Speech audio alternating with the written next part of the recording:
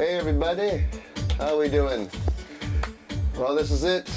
This is the last video for 13, and I'm gonna miss 13. Really am. It was a pretty good year for me personally. It was a good year for my collection. I scored some good vinyl this year, new and used, and it was just overall a good year. And we're gonna end on a very sunny day. It's beautiful outside. As soon as I'm done here, I'm gonna take a run. But I'm gonna show you some of my favorite new vinyls releases that came out last year, at least the way I can remember them. So here we go. We're gonna start with and this is in no particular order, it's just some newer releases that I thought were really good. So we're gonna start with the record that's playing in the background, OMD's English Electric. I think there we go, that looks better. OMD English Electric, one of my favorite albums that came out this year. It was a superb album, is a superb album, not was. It is a superb album, as you can hear behind you. This was the year I really got into OMD's catalog period. I collected as much vinyl as I could in 2013, and I think I pretty much ended it with the new release. Well, I might have got a few after that, but when this first came out, I was in San Francisco. I brought it home, and instantly loved every song on it. Real catchy synth pop songs like this. This is called Metroland. The whole album is just really good, and you know it does sound like a modern record. It doesn't sound like a bunch of old guys trying to feel young again. It's just a well-written, well-produced record. So, English Electric, one of my favorites this year, without a doubt, without a doubt. And another favorite from this year was the return of Queensryche, the self-titled album Queensryche. I bought this in when I went to Berkeley to go digging, and man, what a great find it was. I was really happy that they're back, and this is just a kick-ass album. All the songs on it are just reminds me of Queensryche of old, you know, the Rage for Order and the Operation Mindcrime years. You know, and this is just the beginning. Queensryche with its new singer, this is just the beginning, and they started off on the right foot. And they sound great on this album. I was hoping to see them live this year, never got the opportunity, but I'm sure hopefully this band will stick together with the singer, and I'll get a chance to see him in 2014, but this is an excellent album, excellent.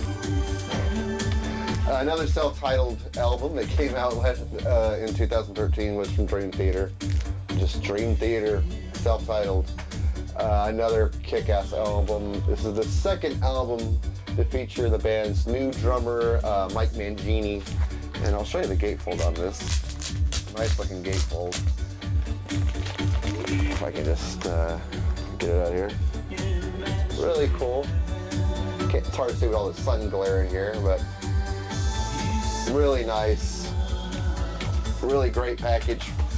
Killer album. There's an instrumental on here that is just absolutely unbelievable. It just shows how technical these guys can get when they want to, and some amazing songs. The first single that came off of this was The Enemy Inside, and that is still, I still love that song to death. Of course, Behind the Evil was great. Enigma Machine, The Bigger Picture, and of course, the song to end the whole album was Illumination Theory. Just a big, long piece of music that takes up a whole side of the final side of this record. Just a fantastic release. They're going to start their world tour in early 2014, and they'll be in San Francisco, LA. I'm going to try to hit both those shows. Cannot wait for Dream Theater tour. And what's different about this is they wrote the music with Mike Mangini in the band. The album before this album was already written, and Mangini comes in the band and kind of has to learn what's already there. Well, now they're they wrote this as a full band from scratch, and it just sounds absolutely badass. And probably everybody's favorite album from this year, because everybody's top 10 list, I'm seeing this album come up, and here it comes again. Steven Wilson, The Raven That Refused to Sing, and Other Stories. Probably the best album, in my opinion, that came out last year. It's just a sensational record. And when I saw Steven Wilson and his band perform in San Francisco in May of 2013, it was one of the best shows I've been to in a long time. They put me on cloud nine. It was such an amazing show, and pretty much played almost every song on this album, and God, it sounded great. Steven Wilson's band was just fantastic, and I would later buy the record store day release that had 2 demos from this album. I would buy the Driving Home EP that had some live footage on it with a DVD as well as a CD. It was a good year for Steven Wilson's music. I'll give it that. And this album was a spectacular treat to have in the collection. The song itself, The Raven That Refused to Sing, I must have listened non-stop from the day it was released all the way to now. I mean, the song just moves me like you wouldn't believe, and the video for it is fantastic too. So, just a great album. Hands down, a great album. That's all I got to say. And next up is a brand new band that I discovered this year, and that was Sound of Contact. I showed this album in my last video, but I had the CD since May. And I remember one time I did take a drive to San Francisco, brought a bunch of CDs with me, thinking I was going to listen to a lot of them, and ended up listening to just Sound of Contact Dimensionaut all the way up to the city. While I was in the city and all the way, the whole drive home, I only listened to this album right here, which is called Dimensionaut from Sound of Contact. It is just a great body of music, prog music set to a science fiction story. Makes for a really good prog album, and great listening experience too. And here's the gatefold that you'll probably remember from my last video, minus all the damn shadows. There we go. It was just a fantastic record. Simon Collins does some great drumming on this album, and Dave Kirshner puts in some really tasteful keyboard parts, and these songs are so well written. It just elevates your spirit to something a lot higher, and really love it. Probably besides Steven Wilson's album, this would probably come in second if there was such a list I would build. This one would rank extremely high. This was such a good album. And I mean, I still dig it today. I was listening. I brought it to work today and wouldn't stop listening to it. The CD, just fantastic. And on vinyl, it sounds even better. It's just this. God, it was one of my favorite albums from last year. And the last one I'm going to show, as far as a new release, an older record that was re-released and remixed that blew my socks off, was Rush Vapor Trails remixed. I remember buying this when it first came out because I was so excited Rush was back, because I thought the band was through, like a lot of people did. But it was great to hear them back, and to hear One Little Victory, the double bass insane beat from Neil Peart on One Little Victory told you, hey, Rush is back, and they're back in a big way. So I was real happy to have a new CD of Rush.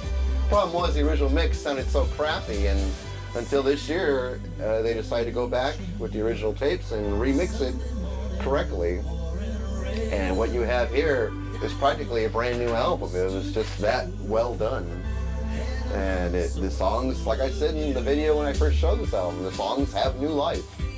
And I got to add something to my record here. A friend of mine gave me a lot of prog CDs, and he knows I'm a big Rush fan, so he gave me this print of the album cover. It's just on real thick paper, and it's just a print of the album cover. And the artwork here is going to be impossible to show you on camera, but the artwork here is embossed, so there's a texture to the words, a texture to this graphic here, this color graphic. Really nice, and it's a nice little companion piece to go with the album. So it's just big enough to fit inside the record here. So I have that sitting with my album, and I just scored that a couple weeks ago, and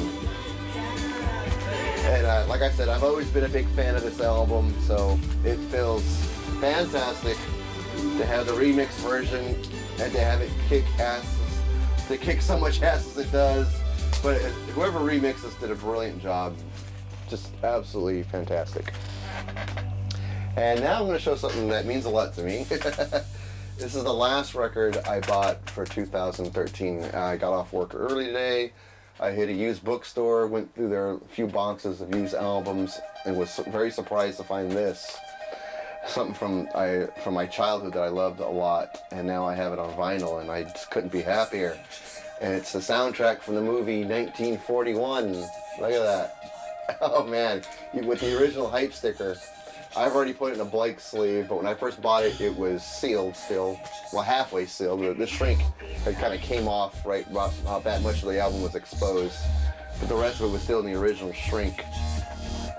And I will show you the amazing gatefold here. There's the gatefold. It's a cool drawing of the famous Marines versus Sailors fight in the middle of the movie.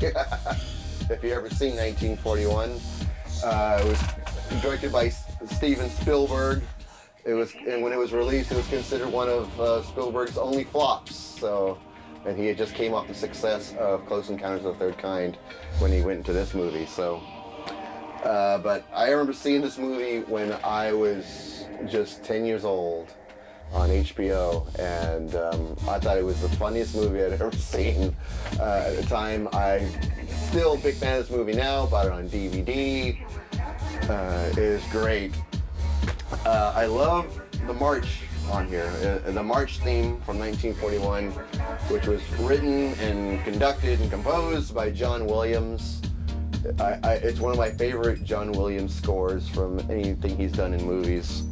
I have 3 of the Star Wars soundtracks, and I have a CD of all his scores from movies, where it has Jaws and Star Wars and Superman. But I gotta admit, the march from 1941 is still my favorite of John Williams. It's just a fantastic song, and I came home and put it on the turntable and played it, and it sounded epic. It sounded fantastic, and I love the characters from the characters in the movie on the back cover here. It just looks really cool. It starred Dan Aykroyd and John Belushi and many others. It was just such a great movie. And I remember when we were watching it as a family with my uncle in Christmas time 1981, and it came on HBO, and my uncle was a veteran. He went to Korea, and we told him, hey, Uncle, we're going to watch a movie called 1941. He got all excited, like, oh, great, a good war movie. That's what I need right now. And 20 minutes into the film, he was instantly offended by this because he thought it was the most retarded thing he's ever seen. And I remember he just wouldn't stop bitching about it. Me and my brothers looked at each other like, man, this must be a great movie if it offended him. So anyway, scored the soundtrack of 1941 vinyl. Vinyl slightly warped, but plays great, and the cover is in good shape, and I'm happy as a clam.